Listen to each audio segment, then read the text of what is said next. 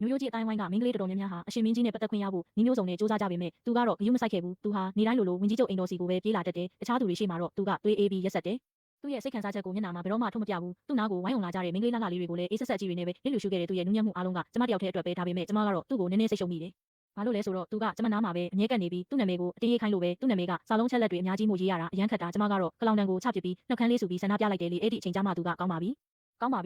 မရေးချင်ရင်လည်းမရေးနဲ့နေဟာမင်းကကိုတော့နားမှာထာဝရရှိနေပြီးရင်ရပါပြီတဲ့ကျမကစီကျင်ချင်ရဲ့မျက်လုံးတွေကိုမော့ကြည့်ပြီးရဲကျဲနဲ့ခေါင်းကိုလိမ်ဆွဲနေမိတယ်ပြီးတော့အဖေစီကိုပျော်ပျော်ကြီးပြေးသွားပြီးပြောလိုက်တယ်သမီးဒီဘဝမှာအဖေနားမှာလဲနေမယ်ပြီးရင်ချင်းချန်ကိုနားမှာလဲနေအောင်မအောင်ဆိုပြီးပေါ့အဖေကအဲ့ဒါကိုကြားတာနဲ့မျက်နှာပြတ်သွားပြီးအဲ့ဒီညမှာတင်နန်းတော်တွေကစာကြည့်ဆောင်စီကိုပြေးသွားတော့တာပဲအရှင်မင်းကြီးလောနေကနားမလဲတဲ့ကလေးမလေးပါအိုမင်းလာတဲ့ကျွန်တော်မျိုးကတောင်းပန်ပါတယ်သူမကိုထပ်ပြီးမနှောက်ယှက်ပါနဲ့တော့စီကျင်ချန်နန်းတက်ကလေးကကျမကိုမိဖုရားကြီးအဖြစ်တင်မြောက်ဖို့အဖေစီမှာအမြဲတမ်းတောင်းဆိုခဲ့တာဒါပေမဲ့နန်းတွင်းဆိုတာအန်ဒီရဲ့အရန်များတဲ့နေရာလေးကျမသာမိဖုရားနေရာထိုင်လိုက်ရင်အယိုးတောင်ကျမ်းမှာမဟုတ်ဘူးလို့အဖေကတွေးနေတာ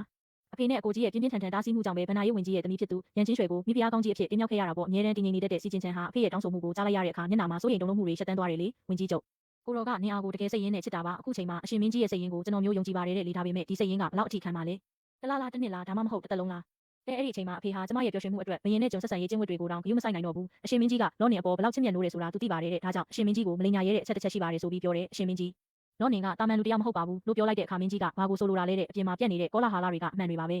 ကျွန်တော်မျိုးရဲ့သမီးကတကယ်တော့အယူမတယောက်ပါတဲ့အဖေတစ်သက်လုံးထိမ့်သိမ်းလာခဲ့တဲ့ပြောဝက်ချက်ကိုနောက်ဆုံးမှာတော့ထုတ်ပြောလိုက်ရပြီလေအယူမတယောက်ကိုအရှင်မင်းကြီးရဲ့နန်းဆောင်ထဲခေါ်သွင်းဖို့ဆန္ဒရှိပါသေးရဲ့လားလို့မေးလိုက်တဲ့အဖေစကားကိုကြားတော့စီကျင်ချန်တယောက်စွန့်သွားပြီးဘာမှပြန်မဖြေနိုင်ဘူးအဖေကတော့စိတ်ပြုံးလိုက်တယ်အရင်ထဲကနေအခုအထိဘယ်အေဂရိကမှအယူမတယောက်ကိုလက်မထက်ချင်ဘူးလေအကုန်လုံးရဲ့နှောင်စရာဖြစ်သွားမှာပေါ့လို့တွေးရင်းပေါ်ကြည့်ရတာအရှင်မင်းကြီးရဲ့လောနေအပေါ်ထားတဲ့အချစ်ကလည်းစိတ်ရင်းမဟုတ်ပုံပဲလို့ပြောလိုက်မယ်ဒါပေမဲ့ဘယင်ကကိုတော်လိုလားပါတယ်တဲ့လေစီကျင်ချန်ကအဖေရဲ့စိုးရိမ်ပူပန်မှုတွေကိုသိပါတယ်သူကကျမကိုဘယ်တော့မှအနှိမ်မခံစေရဘူးလို့အကြိမ်ကြိမ်ကတိပေးခဲ့ပြီးသူ့ရဲ့စိတ်ရင်းကိုတက်တည်ပြဖို့အမိန့်တော်ပြန်တန်းအောင်ထုတ်ပြန်ဖို့အသင့်ပဲလို့ပြောတယ်ဒါပေမဲ့အဖေကအရှင်မင်းကြီးရဲ့စိတ်ရင်းကိုကျွန်တော်မျိုးသိပါတယ်